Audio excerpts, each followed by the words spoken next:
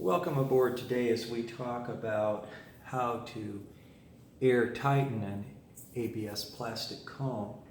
So we're going to be talking about how to do it safely, but let's talk about why it's necessary.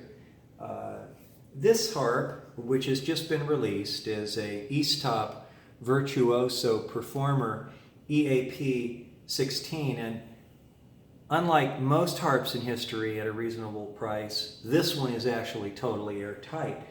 The harmonica manufacturers are getting the message.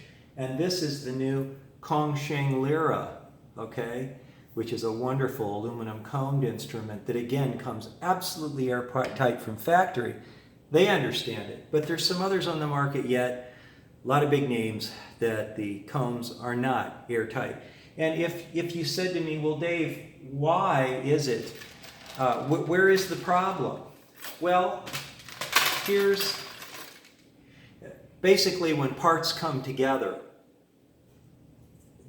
the spaces between the parts, that's where it's going to leak. Like this harp has, this comb, and then there's a flat blank that goes on top of that, and then on top of the flat blank is a slide, and then on top of that is a mouthpiece, okay? Now, where's the weak point? Well, it's not the underside of the slide as a rule. That is a beautifully cut one. This is from an SCT 128, which is a tremolo harp.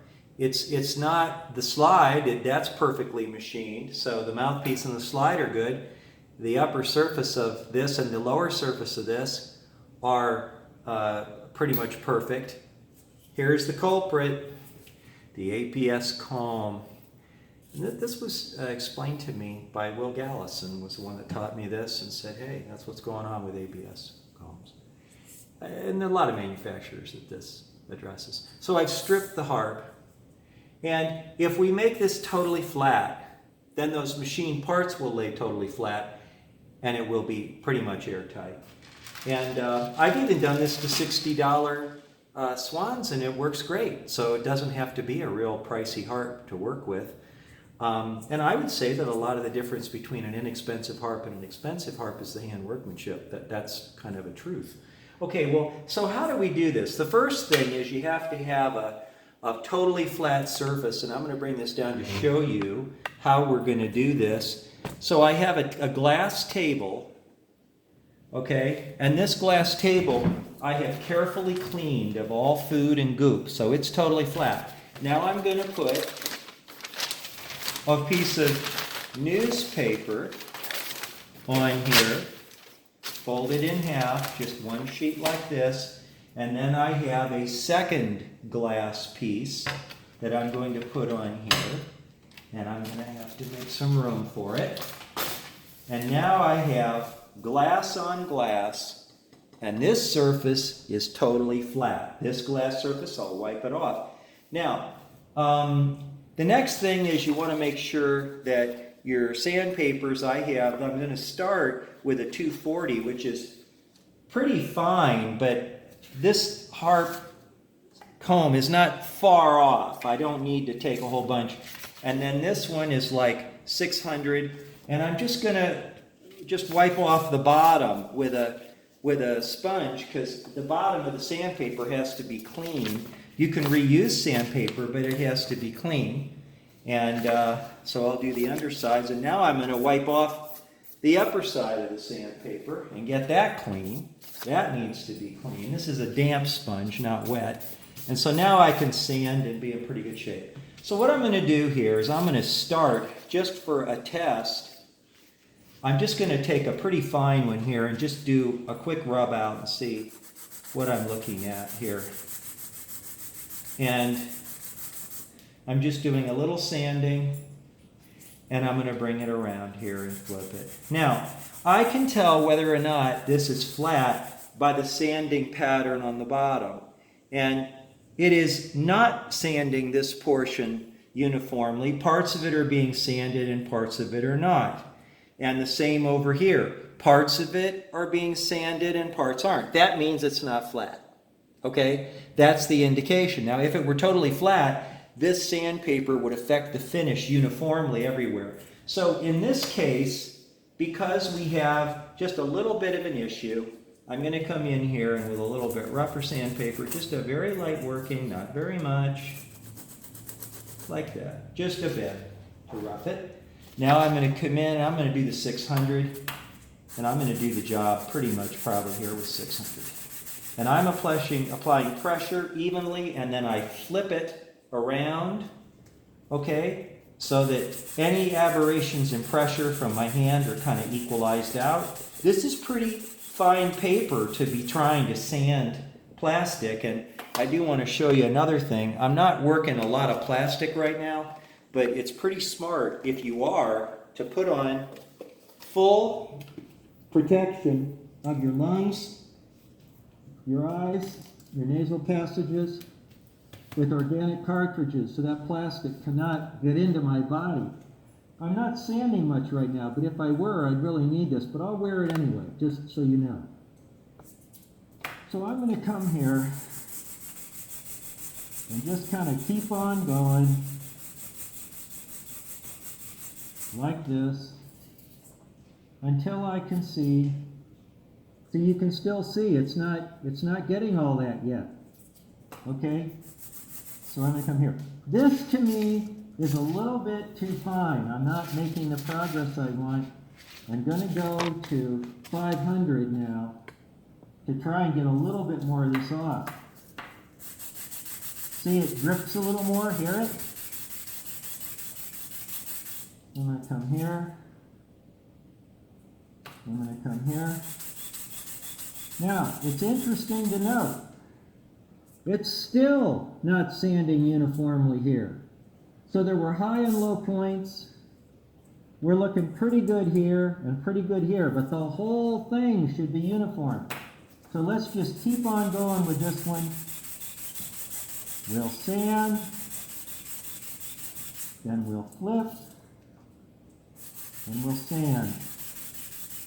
This is not a job for people in a rush. I can tell by the sound of the sanding what's going on. It sounds pretty silky and smooth, and that means it's doing a pretty good job. Now we're almost done here. See? That end is almost done, and that's almost done. But not quite. Now I'm going to look very closely at the times here and say they're looking pretty good. That one's not quite right yet. Don't forget, the whole thing has to be totally flat. I'm applying pressure equally here, here, and here with my hand and my fingers to make sure that I'm taking this thing down in a uniform manner. The fresh paper has a different sound, and by looking at the sand pattern, I can see if it's uniform, and it is. You can see this black stripe is pulling material off the ABS in a pretty uniform way, and I'm just going to keep on coming here, keep on sanding.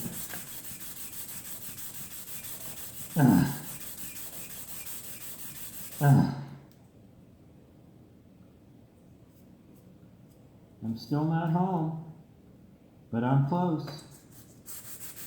I'm close.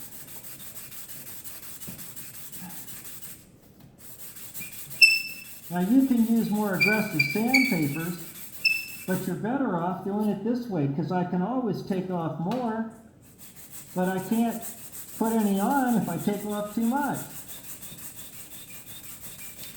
Now, if we listen, you can hear for the silky sound of a nice smooth tone. And now you can see we're almost done at that end, and we're almost done here. I realize this is taking time, but that's what this job is. And I want to take my time and not be in a rush. If you use very aggressive sandpapers, you know it's going to be faster, but you might make a mistake. And that mistake might be serious.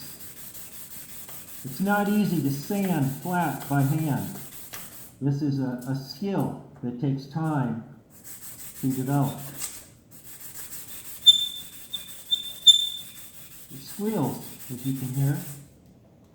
And there we go. Totally in, Pretty well done down here. A little bit more. A little bit more. Pretty nice. Now I can take this, which is even finer, and I can come here and give it a final polish out on this.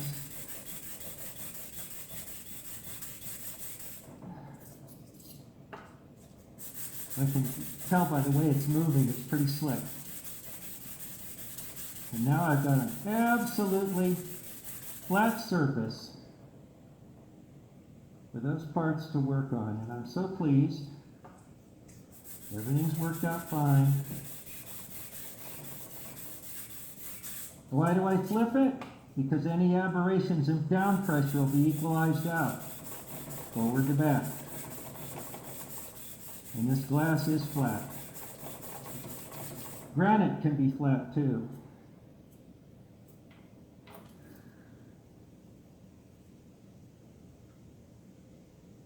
That's what they look like when they're perfect. And now I do my final rub out. Flip.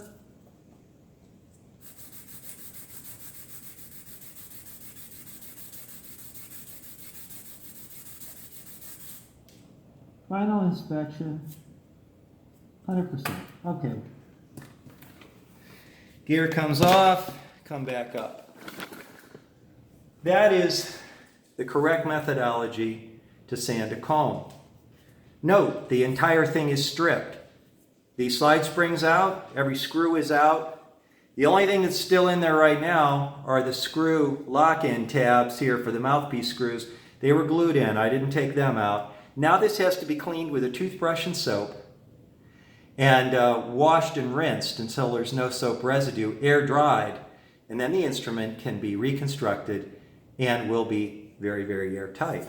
On occasion, I have seen one mouthpiece from factory of this type that had an aberration down here where it was actually misshapen and I had to sand it with files, but that's very rare. I have never seen a slide that was messed up unless somebody didn't line up the slide spring in the hole. I see that a whole lot.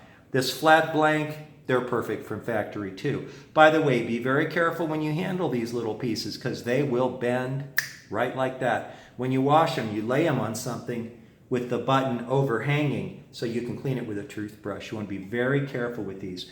That's how you air tighten, and when you do that, you'll have a harp that has better tone, responds to breath immediately. But don't forget, a lot of the harps coming out today, like this wonderful East Top EAP 12 or 16, or one of my daily players with the Pissardo gold bar is the Kongsheng Lira. $120 and totally airtight from factory. Thanks for joining me. Air tightening your harps.